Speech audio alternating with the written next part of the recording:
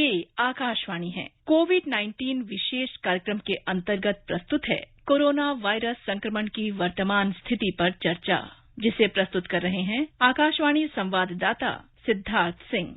इस कार्यक्रम में आमंत्रित स्वास्थ्य विशेषज्ञ हैं दिल्ली मैक्स अस्पताल के डॉक्टर बलबीर सिंह।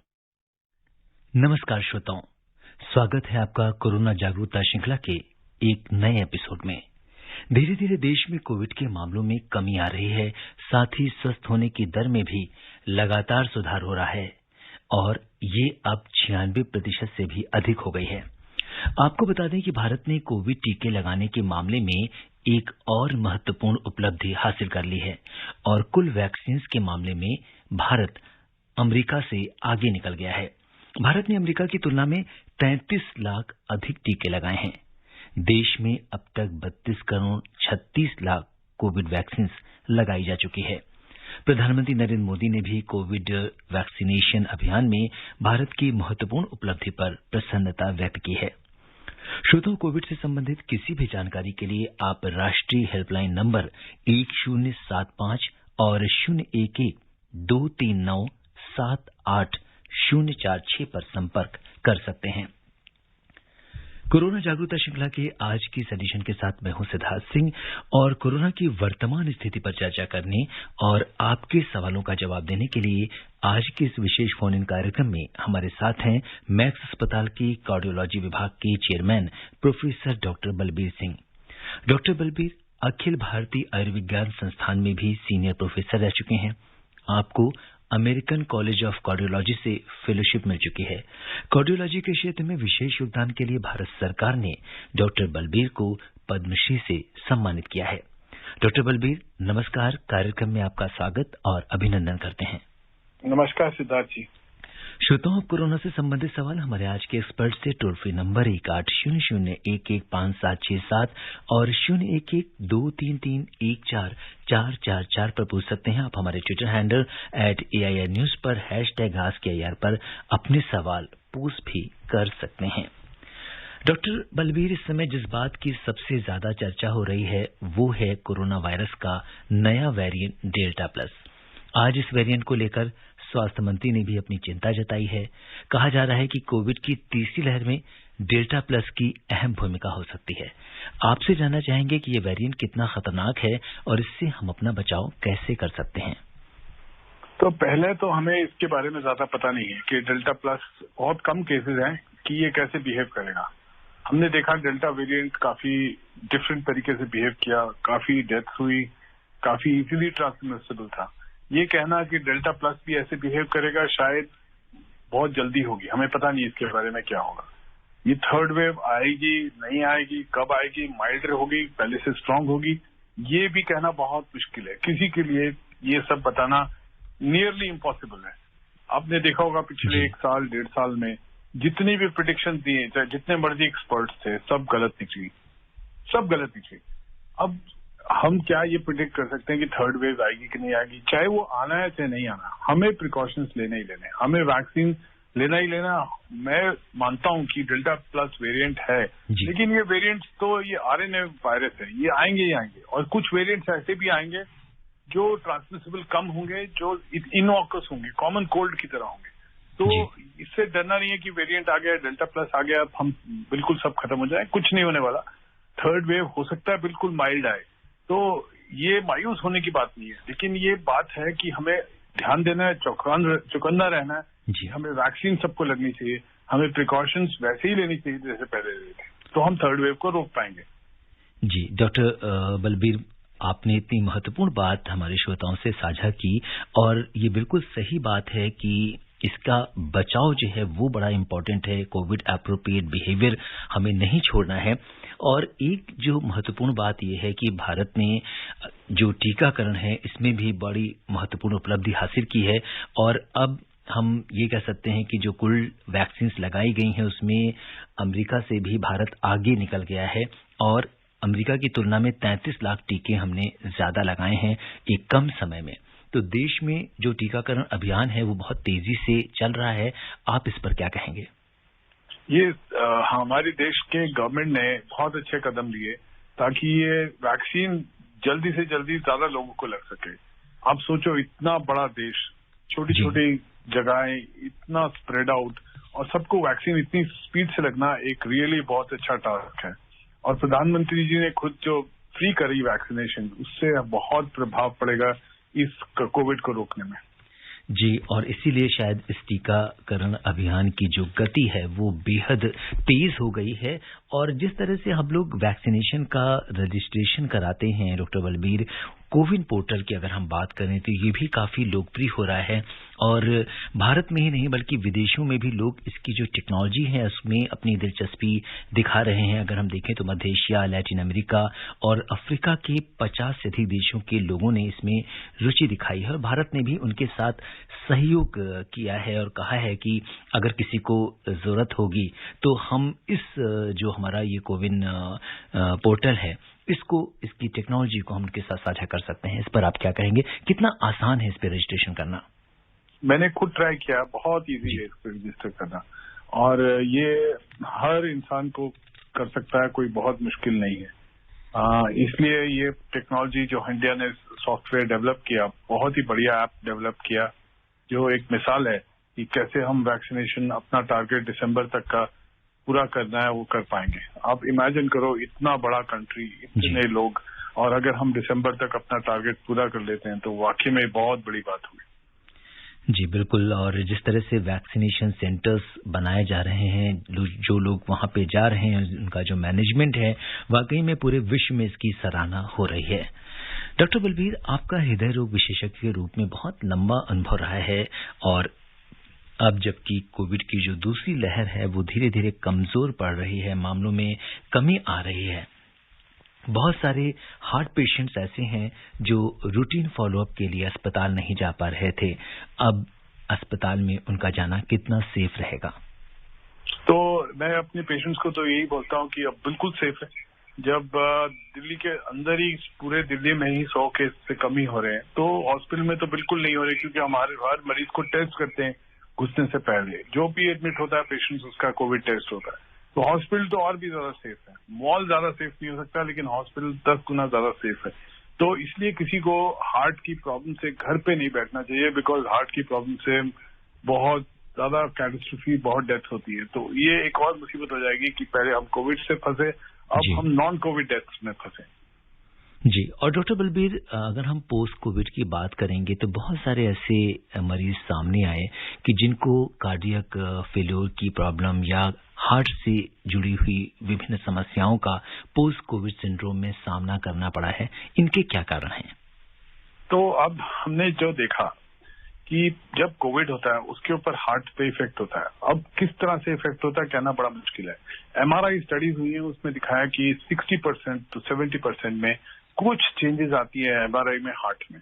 मैं आपको एक किस्सा आज का बताऊंगा जो सुनने वाला है। हमारे एक कोलीग हैं, डॉक्टर कार्डियोलॉजिस्ट हैं खुद, उनको काफी कोविड हुआ, 15 दिन 20 दिन हॉस्पिटल में रहे कोविड के साथ। उनको वैक्सीन भी लगा हुआ था, लेकिन फिर भी हो गया, पूरा सेकेंड डोज ज्यादा टाइम नहीं हुआ था, तो उससे हो गया, उनको सीवियर हो गया।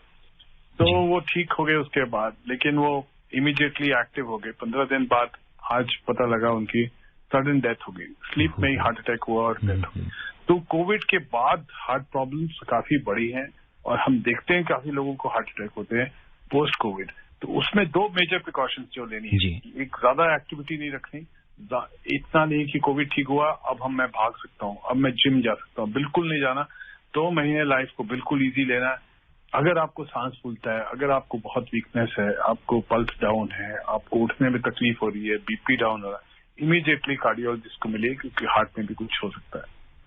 जी, तो अपने हार्ट को लेके आप बिल्कुल जागरूक रहिए। और डॉक्टर बलबीर, जैसे कि बहुत सारे हमारे ऐसे लिसनर्स हैं जो ये जानना चाहते हैं कि जैसे कि पोस्ट कोविड सिंड्रोम में हमने हार्ट एक ऐसा वाइटल ऑर्गन्स है जिसमें बहुत सारी प्रॉब्लम्स देखी गई। अगर किसी व्यक्ति को कार्डियक अरेस्ट होता है, हार्ट अटैक जैसी कोई ऐसे लक्षण दिखाई देते हैं, तो हम कैसे पहचान कर सकते हैं कि इस व्यक्ति को हृदय से संबंधित ये इस तरह का कोई अटैक आने वाला है या कोई परेशानी होने वाली है? देखिए, कोविड के बाद सांस फूलना एक कॉमन माना जाता है, तो लोगों को लगता है कि मैं कोविड से रिकवर हो रहा हूँ इसलिए सांस फूल रहा है। तो मेरा मानना है कि अगर किसी का सांस फूल रहा है, कोविड हो गया और कुछ दिन निकल गए, उसमें कोई खराबी नहीं है कि आप हार्ट वाले डॉक्टर से जाके अपना ईसीजी और इको करा लीजिए, उससे बात कर लीजिए कैसे सांस फूलता है। कुछ बायोमार्कर्स होते हैं जिसको ब्लड टेस्ट से लग जाते हैं, कुछ एंजाइम्स होते हैं जैसे ट्रोपोनिन, प्रोबीएनपी, ऐसे बायोमार्कर्स होते हैं जो हमें बता सकते हैं कि हार्ट पे इफेक्ट आया कि नहीं आया। तो अगर आप जल्दी जाएंगे डॉक्टर के पास तो आप एक हार्ट अटैक को शायद रोक पाए, क्योंकि ये बीमारी का हम लोगों को अच्छी तरह नहीं पता है। अब हम एक डिस्क्राइब कर रहे हैं कोविड लॉन्ग, यानी कि पेशेंट ठीक हो गया कोविड से, उसका टेस्ट नेगेटिव हो गया, अब कोविड लॉन्ग टाइम में चले जाता है, वो 2 तो 3 महीने उनकी थकान, वीकनेस, चेस्ट पेन यही नहीं खत्म होती। फिर हम एटलीस्ट उनके टेस्ट करके उनको एटलीस्ट राहत दे सकते हैं कि आप बेटर हो, कोई चिंता करने की बात नहीं। लेकिन ये अगर हम टेस्ट ही नहीं करेंगे तो हमें पता ही नहीं चलेगा। डॉक्टर बलबीर, जैसे कि आपने इसकी बात करी, जो पोस्ट कोविड सिंड्रोम में अगर हम देखें तो एक थकान लगना, ये एक बड़ी आम शिकायत देखने में आ रही है। और लोग जिनको भी थोड़ी सी सीवियर प्रॉब्लम हुई या जिन्होंने स्टेरॉयड लिया है तो बाद की उसमें उनको थोड़ी सी दिक्कत, कुछ और लक्षण भी आ रहे हैं, तो ऐसे लोगों से आप क्या कहेंगे? तो थकान लगना एक बहुत कॉमन सिम्टम है, लेकिन मैं कहता हूं कि थकान लगना, चेस्ट पेन होना, हार्ट रेट फास्ट होना, स्लो होना, इसमें कुछ हो सकता है। जैसे मैं एक बात पेशेंट की बता रहा हूं, पिछले हफ्ते हमारे पास एक पेशेंट आए, उन्होंने कहा कि बस कुछ अच्छा नहीं लग रहा, मुझे कोविड हुआ था पिछले महीने, लेकिन मुझे कुछ ठीक नहीं लग रहा, मेरा पल्स रेट फास्ट रहता है, मुझे ठीक नहीं लग रहा, कुछ प्रॉब्लम लग रही है। हमने देखा उसका हार्ट रेट 120 था, सैचुरेशन नॉर्मल थी, ईसीजी किया, ठीक आया, फिर भी हमें डाउट था कि कुछ है। उसको एडमिट कर लिया, उसका सीटी पल में एंजियो किया तो पता लगा लंग में एक क्लॉट था, उसको डिजॉल्विंग दवाई दी, ठीक हो गया। तो ऐसी कई चीजें आ रही हैं जो पता नहीं चलती, इजीली इन्वेस्टिगेट करके ही पता चलती। तो इसको लाइटली नहीं लेना, आपको डॉक्टर के पास जाना बहुत जरूरी है पोस्ट कोविड सिंड्रोम में। जी, और बहुत सारे लोग, अभी अभी एक श्रोता ने हमें ईमेल पे ये पूछा है कि जो टैकीकार्डिया है या तेज दिल की धड़कन है, उनको वो भी एक प्रॉब्लम के रूप में देखा जा रहा है, क्योंकि कई बार अब से ये इसलिए भी पकड़ में आ रहा है क्योंकि पोस्ट कोविड या कोविड के दौरान बहुत सारे लोगों के पास ऑक्सीमीटर है और वो बीच बीच में अपना ऑक्सीजन लेवल या पल्स रेट चेक करते रहते हैं। तो ऐसे में इसके लिए आप क्या कहेंगे? ये बहुत कॉमन हो रहा है कि हार्ट रेट उनका 100-120 के करीब जाता है और कोविड से 1 महीना पहले रिकवर हो चुके थे, फिर भी हार्ट रेट इतना फास्ट जाता है। इसमें जनरली कुछ ना कुछ प्रॉब्लम निकलती है। हम पूरा इन्वेस्टिगेट करते हैं ऐसे मरीजों को, अगर प्रॉब्लम निकलती है तो उसको ट्रीट किया जाता है, नहीं निकलती है तो हम छोटी मोटी दवाई देके उसको हार्ट रेट को कम कर पाते हैं। लेकिन ये एक सिम्टम है जो कि रिपोर्ट करना चाहिए, उसको इग्नोर नहीं करना चाहिए। कोई बात नहीं, अभी मैं कोविड से वीक हूं तो शायद ये ठीक हो जाएगा। ठीक हो जाएगा जरूर, लेकिन उसको जांच की जानी चाहिए, उसको पता लगाया जाना चाहिए कि क्यों फास्ट। जी, और डॉक्टर बलबीर, यहाँ पर उन लोगों की भी बात करते हैं जिनके जो कार्डियक प्रोसीजर्स थे वो बीच में कोविड के मामलों के कारण या संक्रमण के कारण रुके हुए थे। बहुत से लोगों की अगर हम देखें तो चाहे वो एंजियोप्लास्टी की हम बात करें, हम हार्ट वॉल रिप्लेसमेंट की बात करें या दूसरी सर्जरीज की बात करें, तो अब क्या उचित समय है उन्हें ये कराने का? बहुत उचित है, उनको बिल्कुल नहीं रुकना चाहिए, क्योंकि रुक के बहुत बड़ा नुकसान हो जाता है। मरीज जब लेट आता है हार्ट की प्रॉब्लम के साथ तो उसका बचने का चांस कम होता जाता है जितना वो लेट आता है। अगर कोई हार्ट अटैक के हमारे पास 4-6 घंटे में पहुंच जाता है तो हमें ऑलमोस्ट श्योरिटी कि हम उसको बचा पाएंगे, लेकिन वो 24 घंटे या 48 आवर्स बाद आता है, उसके बचने के चांसेस कम हो जाते हैं। तो इसलिए ये मत डरिए कि कोविड होगा, मैं ट्रैवल नहीं करूं। आपको अगर प्रॉब्लम है, आइए, जरूर आइए। प्रिकॉशंस लेनी है, यूनिवर्सल प्रिकॉशंस है, सबको लेनी है। ये मेरे को लगता है 1 साल से ज्यादा जाएगा ऐसी प्रिकॉशंस लें, उससे कोई बचाव नहीं है, लेकिन आपको आना है हॉस्पिटल। और डॉक्टर बलबीर, बहुत सारे ऐसे पेशेंट्स हैं जो पोस्ट कार्डियक की अगर हम बात करेंगे कि वो एक बार कार्डियक अरेस्ट के बाद उनका हार्ट कमजोर हो गया है, हार्ट की पंपिंग कम है, किसी की 20% है, किसी की 25% है, तो ऐसे पेशेंट्स के लिए कितना खतरनाक होता है कोविड? जैसे हार्ट पंपिंग कम होती जाती है, लाइफ एक्सपेक्टेंसी कम होती जाती है। जब हार्ट पंपिंग 30% से कम होती है, हम ये खतरनाक जोन गिनते हैं, इसको बहुत डेंजरस जोन। इसको ठीक करने के लिए हमारे पास बहुत तरीके हैं जी। तो ऐसे पेशेंट्स को अब बचाना इतना मुश्किल नहीं है जो पहले होता था। मैं अपनी लाइफ में बताऊं, जो मैंने 10 साल पहले देखा और जो आज मैं देख रहा हूँ। 10 साल पहले जब 20-25% होती थी, हम कहते थे अब कुछ नहीं हो, आप 1 साल में जाएंगे या 2 साल में जाएंगे। अब नहीं है, अब हम उनको 8-10 साल इजीली और ऐड कर सकते हैं उनकी लाइफ में। जी, तो ये बड़ी इम्पोर्टेंट इन्फॉर्मेशन आपने हमारे श्रोताओं से शेयर करी है। और डॉक्टर बलबीर, बहुत सारे श्रोता हैं जो हमसे जुड़ रहे हैं और वो आपसे सवाल करना चाहते हैं। सबसे पहले हम रुख करते हैं गाजियाबाद में, जहां से हमारे आज की पहली कॉलर यामीन भाई रेडियो वाला जुड़ गए हैं हमारे कार्यक्रम से अपने सवाल के साथ। यामीन भाई नमस्कार, कार्यक्रम में आपका स्वागत है। सर नमस्कार जी, डॉक्टर साहब को नमस्कार जी। नमस्कार, मैं यामीन भाई रेडियो मतलब सिरोड़ी से बोल रहा हूँ जिला गाजियाबाद। जी सर मैं ये जानना चाह रहा हूँ, जैसे कि आजकल बहुत ज्यादा कोविड फैला हुआ है, डेल्टा प्लस, जैसे कि अफ्रीका में भी, नाइजीरिया में, इन देशों में बहुत ज्यादा इसका हो गया है, महामारी का रूप ले लिया है, तो हम इससे किस तरह से बचाव करेंगे?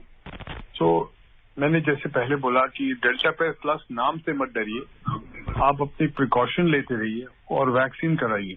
आपने करवा ली है तो सब घर वालों को करवाइए, जितने आपके दोस्त हैं सबको कहिए वैक्सीन लगानी बहुत जरूरी है। यही बचाव है और इसी से हम सब बचेंगे। जी, और डॉक्टर बलबीर, अगर हम वैक्सीनेशन की बात करें तो जो वो कार्डियक पेशेंट्स जिनको अगर वैक्सीन लगवानी है, तो कई बार ऐसा लोग सवाल करते हैं, हमारे एक श्रोता ने अभी ईमेल पे ये लिखा है हमें कि क्या जिस दिन वैक्सीन लगवानी है उस दिन उन्हें अपनी दवाई खा के वो वैक्सीन लगवाने जा सकते हैं या कुछ दवाइयों को कुछ दिनों के लिए बंद करना होता है? तो पहली चीज ये है कि हर हार्ट के मरीज को लगानी जरूरी है। हार्ट के मरीज को वैक्सीन और भी जरूरी है क्योंकि हार्ट के मरीज को अगर कोविड होगा तो ज्यादा सीवियर होगा। दूसरी बात, उसको कोई दवा बंद नहीं करनी, चाहे वो खून पतला करने की दवा ले रहा है वैसी ही लेनी है जैसे पहले लेते, और वैक्सीन लगवानी है। और इसे मैंने बहुत बार देखा है कि लोग दवा बंद करते हैं खून पतला करने वाली, जो बहुत रिस्की हो सकता है हार्ट के मरीज को, पर्टिकुलरली जिसको स्टेंट वगैरह लगे हैं, अगर वो खून पतला करने की दवा बंद करते हैं तो उनको बहुत नुकसान हो सकता है। तो इसलिए कोई दवा बंद नहीं करनी और वैक्सीन लगवानी जी। और अब हम रुक करते हैं दिल्ली का, जहां से अहमद हसन जी कार्यक्रम में जुड़ गए हैं। अहमद जी नमस्कार, अपना हेलो नमस्कार, आपकी पूरी टीम को नमस्कार मेरी तरफ से। जी अहमद जी नमस्कार। मुझे 2 बातें पूछनी है जी। एक तो ये कि मेरी मिसेस को लगभग 1.5 महीने पहले कोरोना हुआ था जी, और उसके बाद वो नेगेटिव भी हो गई, ठीक भी हो गई वैसे। तो एक तो उसकी आंख का मोतिया का ऑपरेशन होना है, क्या इसमें कोई प्रॉब्लम हो सकती है? जी डॉक्टर बलबीर, पहले तो मैं आपको मुबारक कि आप ठीक हो गए। और एक चीज और पूछनी थी कि इनको जीना चढ़ने में थोड़ी परेशानी होती है जी, क्या ये भी कोई इसका वो है? अच्छा, दूसरे सुनाई देने में आप कुछ प्रॉब्लम बता रही हैं, क्या ये भी कोविड का ही कोई असर है? जी। तो पहला सवाल कि आंख का मोतिया है उसका ऑपरेशन करा सकते हैं। जो हमें रिकमेंडेशन देते हैं हम लोग कि अगर कोई इलेक्टिव सर्जरी यानी कि कोई इमरजेंसी नहीं है तो सब सर्जरी कम से कम 2 महीने पोस्टपोन करनी है। कोविड के बाद इमीडिएटली कोई सर्जरी नहीं करनी, ये पहली रिकमेंडेशन है। क्योंकि हमने देखा है कि सर्जरी के बाद थ्रोम्बोसिस या क्लॉटिंग हो सकती है, तो पोस्ट कोविड टाइम में ज्यादा क्लॉटिंग हो सकती है। तो आप मोतिया का ऑपरेशन कम से कम 2 महीने पोस्टपोन करिए। दूसरी, अगर उसको कुछ प्रॉब्लम होती है चढ़ने में, जीना चढ़ने में, तो डॉक्टर को जरूर दिखाइए। जी। और अब हम रुक करते हैं उत्तर प्रदेश में मुरैना का, जहां से हरबिलास तोमर जी हमारे साथ कार्यक्रम में जुड़ गए हैं। हरबिलास जी नमस्कार। नमस्कार सर। जी हरबिलास जी बताइए, क्या जानना चाहते हैं आप? सर मेरा प्रश्न वैक्सीनेशन के विषय में है। मैं दोनों डोज लगवाया हूँ, लेकिन मेरे कहने पर भी मुझे प्रमाणीकरण नहीं दिया गया, तो इसके लिए मैं क्या करूँ? प्रमाणित कैसे कर पाऊंगा कि मैंने वैक्सीनेशन करवा लिया है? जी, इन्होंने सर्टिफिकेट से संबंधित, हालांकि कोविन पोर्टल से अपना आप ये सर्टिफिकेट ले सकते हैं, और इसके अलावा अपने वैक्सीनेशन जहां से आपने कराई है वहां से भी डॉक्टर बलबीर इन्हें मिल सकता है? बिल्कुल मिलेगा जी। और डॉक्टर बलबीर, हमारे एक श्रोता ने ईमेल पे ये पूछा है कि जो दोनों डोजेस हैं इसकी कोविड के लिए, तो इसमें एक उनकी डोज लग चुकी है, लेकिन चूंकि अब थोड़ा सा कोविशील्ड के केस में अगर हम देखें तो समय बढ़ा दिया गया, ऑलमोस्ट 3 महीने का समय है, तो वो पूछना चाहते हैं कि एक डोज लेने के बाद उनके शरीर का कितना प्रोटेक्शन हो जाता है या इम्यूनिटी कितनी आ जाती है शरीर में? देखिए, चाहे 1 डोज लगी है चाहे 2 डोज लगी है, आपको प्रिकॉशन वैसी लेनी है जैसे कोई डोज नहीं लगी। तो ये मत सोचिए कि एक डोज लगी है, अब मैं पार्शली इम्यून हूं तो मैं थोड़े प्रिकॉशन कम ले सकता हूँ। चाहे आपको 2 डोज भी लग जाए तो प्रिकॉशन वैसे ही लेनी है। ये पक्का है कि 1 डोज के बाद इम्यूनिटी इतनी अच्छी नहीं आती, 2 डोज के बाद ज्यादा आती है, और सेकंड डोज के बाद भी 15 से 20 दिन लग जाएंगे पूरी इम्यूनिटी आने में। तो आप बिल्कुल अपने आप को प्रोटेक्टेड मत समझिए। मैं तो समझता हूँ मुझे 2 डोज लगी है तो मैं अभी भी प्रोटेक्टेड नहीं हूँ, अभी भी फुल प्रिकॉशन लूंगा जो पहले लेता। बिल्कुल, और मुझे लगता है कि डॉक्टर बलबीर, आप जिस तरह के जोन में रहते हैं, पेशेंट्स के साथ बहुत ज्यादा आपका इंटरेक्शन होता है, तो ऐसे में बतौर चिकित्सक किस तरीके से आप अपना बचाव करते हैं? तो सबसे इम्पोर्टेंट 2 चीजें हैं। सबसे इम्पोर्टेंट एक तो मास्क हमेशा होना चाहिए। मास्क ऐसा लगा होना चाहिए कि नाक पूरा कवर्ड हो, नोज क्लिप टाइट हो, ताकि बिल्कुल कोई साइड से भी कुछ ना जा सके हवा जी। दूसरी चीज हैंड सैनिटाइजेशन सबसे ज्यादा इम्पोर्टेंट है, चाहे सोप वाटर से हो चाहे सैनिटाइजर से हो, लेकिन हमेशा करना है। आपने किसी को टच किया, कहीं हाथ लगा, उसके इमीडिएटली बाद हाथ धोने। अगर ये प्रैक्टिस करेंगे तो मैं सोचता हूँ कि हम बहुत बचाव ले सकते हैं, बहुत बचाव हो जाएगा। जी बिल्कुल। तो अपने आप तीसरी लहर की जो बात की जा रही है वो या तो नहीं आएगी या बहुत ही कमजोर होकर आएगी। और रुक करते हैं अब हम मुरादाबाद का, जहां से मकसूद हुसैन जी हमारे साथ जुड़ गए हैं। मकसूद जी नमस्कार, आइए जानते हैं उनका क्या सवाल है। मकसूद जी। हेलो जी मकसूद जी नमस्कार। नमस्कार सर। जी बताइए क्या जानना चाहते हैं? सर डॉक्टर साहब से ये सवाल था मेरा कि जैसे गर्मी जो है बहुत भयंकर वाली पड़ रही है, तो कोरोना के वायरस पर क्या इस गर्मी का कोई प्रभाव पड़ेगा, कम होगा इस गर्मी की वजह से कुछ वायरस में असर होगा? जी डॉक्टर बलबीर, क्या मौसम का कोई प्रभाव पड़ता है कोविड के वायरस पर? ये पिछले अप्रैल में जब कोविड आया था तो मैं सोचता था कि इन्फ्लुएंजा और जो रेस्पिरेटरी वायरसेस हैं जी, ये जनरली विंटर्स में आते हैं, और हम उस समय देख रहे थे यूरोप में और अमेरिका में कोविड हो रहा है, तो हम सोचते थे कि ठंडे मौसम में ही ज्यादा कोविड आएगा, बट हम बिल्कुल गलत प्रूव हुए। इसको इस वायरस को ठंडा, गर्मी, बारिश से कोई फर्क नहीं पड़ा। तो ये मत सोचिए कि गर्मी बहुत पड़ रही है तो कोविड कम हो जाएगा, ऐसा नहीं है, बिल्कुल नहीं। जी। और डॉक्टर बलबीर, हमारे एक श्रोता ने ये सोशल मीडिया के से सवाल पूछा है कि कोविड का अभी जो रिसेंट स्टडीज हैं उसमें सरफेस ट्रांसमिशन को लेकर क्या कुछ कहा जा रहा है? 2 चीजें और क्लियर आई, सरफेस ट्रांसमिशन और एयरबोर्न ट्रांसमिशन। तो जब ये बिहेवियर डेल्टा प्लस वायरस का हुआ, जहां पे इतना ज्यादा ट्रांसमिशन हुआ जितना हम सोच भी नहीं सकते थे कि इतने लोगों को एक ही टाइम में, एक ही गो में इतने लोगों को कोविड हो गया, तो ट्रांसमिशन कहाँ से आई? तो एयरबोर्न और सरफेस ट्रांसमिशन एक इम्पोर्टेंट फैक्टर गिने जा रहे हैं कि आपने मास्क पहन लिया लेकिन सरफेसेस पे वायरस था, और वायरस 24 घंटे रहेगा, अगर किसी सरफेस पे रहता है तो वो रहेगा। तो आपने वो सरफेस टच की तो उससे आपको इन्फेक्शन हो गया। तो उसमें भी यही है कि हैंड सैनिटाइजेशन हर मौका मिले तो हाथ धोइए। जी। और अब हमारे साथ अगले कॉलर इस बीच जुड़े, तब तक हम ये महेश शर्मा जी जुड़ गए हैं बड़ौद से, हमारे रेगुलर कॉलर हैं। महेश जी नमस्कार। नमस्कार जी। जी स्वागत है आपका कार्यक्रम में। महेश जी आपका प्रोग्राम बहुत ही ज्ञानवर्धक है और सबके लिए लाभकारी है। जी बहुत बहुत धन्यवाद महेश जी। क्या जानना चाहते हैं आप? मैं जानना चाह रहा हूँ जी, सूंघने की शक्ति खत्म हो जाना और जो है स्वाद न आना और शरीर में दुर्बलता हो जाना, क्या कोरोना के लक्षण हैं ये? जी डॉक्टर बलबीर। कमजोरी आना और सुस्ती आना, सांस फूलना, ये पक्का कोरोना के सिम्टम्स हैं। सुनना कम नहीं देखा गया, स्मेल और टेस्ट ये दोनों चले जाते हैं, सुनने का नहीं बोला गया अभी तक। और ये भी देखा गया कि ये स्मेल और टेस्ट कैसे चले जाते हैं, ये ब्रेन के सेल्स में इफेक्ट करता है कोरोना। इसकी कुछ प्रॉपर्टीज हैं जो ब्रेन की सेल्स, सेरेब्रल कॉर्टेक्स के सेल्स में जाता है, वहां पे कुछ ऐसा इफेक्ट करता है कि स्मेल और टेस्ट खत्म हो जाता है। वो कोरोना के 1-2 महीने तक ऐसा रह सकता है और फिर अपने आप ठीक हो जाता है। तो इतना सीरियस प्रॉब्लम नहीं है, लेकिन सुनना कम नहीं है कोरोना की वजह से। जी। और डॉक्टर बलबीर, बहुत सारे ऐसे लोग हैं जो वर्क फ्रॉम होम में हैं, या हमारे बच्चे हैं जो बहुत समय से स्कूल नहीं जा रहे हैं, कॉलेजेस बंद हैं, घर पे हैं। ऐसे में किस तरह का जो डाइट प्लान है, बहुत कोई एक्सरसाइज भी नहीं हो पा रही है क्योंकि जिम्स वगैरह भी बंद थे, और बहुत से लोग जो बाहर वॉक करने जाते थे वो भी सब कुछ बंद चल रहा है। तो ऐसे में किस तरह से अपनी दिनचर्या को, अपनी लाइफ स्टाइल को एडजस्ट करें कि कोविड से भी बचे रहें और स्वस्थ भी रहें? एक चीज, हर चीज में कुछ अच्छी चीजें भी होती है। एक चीज ये लॉकडाउन से हमने सीखा कि ऑनलाइन बहुत इफेक्टिवली यूज हुआ जी। तो अगर हम ऑनलाइन यूज करते हैं तो ऑनलाइन योगा बहुत इफेक्टिव टूल है एक, और ये ऑनलाइन योगा बहुत साइट्स पे मिल जाता है। ऑनलाइन योगा यूट्यूब पे मिल जाता है।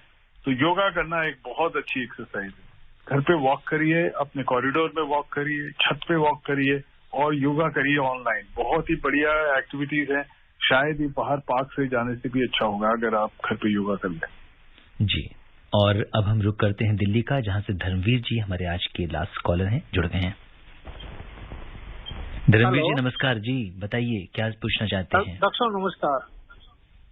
मेरी 2-3 छोटी छोटी बातें हैं डॉक्टर साहब। मैं ये कहना चाहता हूँ, पहले तो हौसला बनाए रखें और अपने अपने घोंसले में रहें, और तीसरा अपनी छतरी का इस्तेमाल करें। छतरी का मतलब है टीका लगा के रखें, घोंसले का मतलब अपने घरों में रहें, और सबसे बड़ी बात है हौसला बनाए रखें। जैसे आप लोग हमें समझाते हैं, बताते हैं हम वो चीज। और मैं ये कहना चाहता हूँ डॉक्टर साहब, एक छोटी सी बात है, जैसे टीका जो लगवाने जाते हैं हम लोग जी, क्या आप लोग पहले हमें समझाते थे कि आप अपना जो है टीका लगाएं। क्या टीका लगाने से पहले क्या हम अपने पेट के कीड़ों की दवाई खानी जरूरी है, जिससे कि हमारे को जो 70% हमारे को फायदा मिलता है, जो हमें टीके का असर 100% हो जाएगा? जी डॉक्टर बलबीर। तो पहला तो हौसला बनाने के बाद सही। तो जब मैं अप्रैल में इस प्रोग्राम पे आया था तो बहुत दिल्ली में उस दिन, जिस दिन मैं प्रोग्राम पे था, 30,000 केस हुए थे जी। तो मैंने सबको हौसला के लिए कहा था कि जितनी तेजी से ऊपर जाएगा उतनी तेजी से नीचे जाएगा, और उतनी तेजी से नीचे आया। आज मैं ये बोलने जा रहा हूँ कि डेल्टा प्लस वेरिएंट कोई बहुत खतरनाक वेरिएंट नहीं निकलने वाला।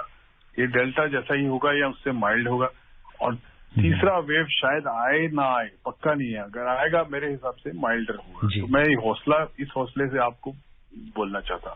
दूसरी चीज, वैक्सीन एक इतनी सेफ चीज है कि इसके लिए कोई आपको एक्स्ट्रा दवाई खाने की जरूरत नहीं है, या कोई पुरानी दवाइयां ले रहे हैं वो भी बंद करने की जरूरत नहीं है। आपको कोई मर्जी बीमारी हो, चाहे लिवर हो, किडनी हो, हार्ट हो, वैक्सीन सबके लिए सेफ है।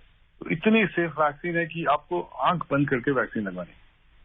जी बिल्कुल। और इसी आपने ये जो संदेश दिया, इसके साथ ही डॉक्टर बलबीर ये भी चाहेंगे कि जैसा कि आपने बताया कि लोगों को योगा करना चाहिए, घर पर हैं, इससे बेहतर कोई चीज हो नहीं सकती, एक्सरसाइज हो नहीं सकती। खान पान पर भी आपकी एक टिप्पणी चाहते हैं कि किस तरह का खान पान होना चाहिए जिससे हम तंदुरुस्त और स्वस्थ रहें। तो मैंने देखा इस लॉकडाउन में लोग ऑनलाइन ऑर्डर्स किए, खूब उन्होंने खूब खाया। तो ये बिल्कुल गलत है। आपको ये मौका है घर पे खुद खाने बनाने का और खाने का, तो वही रखिए। डाइट अपनी अच्छी रखिए, क्योंकि आप एक्सरसाइज नहीं कर पा रहे हैं, आप वॉक नहीं कर पा रहे हैं, तो ये डाइट आपको नुकसान करेगी हार्ट को और लिवर को। तो इसलिए ड्रिंकिंग कम से कम रखिए। ड्रिंकिंग अच्छी नहीं है कोरोना में, और आपकी बॉडी की इम्यूनिटी कम हो जाती है ज्यादा ड्रिंकिंग से। अच्छे खाने, फ्रूट्स, वेजिटेबल्स, बहुत अच्छे खाने, इनको खाइए और तंदुरुस्त रहिए। जी। और अब समय इजाजत नहीं दे रहा कि हम इस चर्चा को आगे बढ़ाएं। डॉक्टर बलबीर, आप कोविड-19 के इस विशेष कार्यक्रम से जुड़े और आपने श्रोताओं के प्रश्नों का उत्तर दिया, हमसे चर्चा की, आपका बहुत बहुत धन्यवाद और आभार। धन्यवाद सिद्धार्थ जी। श्रोताओं, चलते चलते आपसे यही कहेंगे कि डॉक्टर बलबीर ने आपको कोरोना से बचने के लिए जो भी सावधानियां बताई हैं, आप उनका पालन कीजिए। कोरोना का खतरा अभी भी बरकरार है, इसलिए आप बाहर निकलते समय मास्क लगाइए, हैंड हाइजीन के साथ सोशल डिस्टेंसिंग बनाए रखिए, क्योंकि बचाव और सावधानी ही कोरोना का इलाज है। अगर आपने वैक्सीन अभी नहीं लगवाई है तो वैक्सीन जरूर लगवाएं। आप स्वस्थ और खुशहाल रहें, इसी कामना के साथ दीजिए मुझे अनुमति। नमस्कार।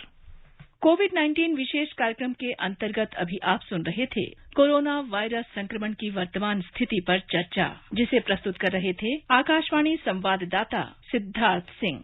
इस कार्यक्रम में आमंत्रित स्वास्थ्य विशेषज्ञ थे दिल्ली मैक्स अस्पताल के डॉक्टर बलबीर सिंह।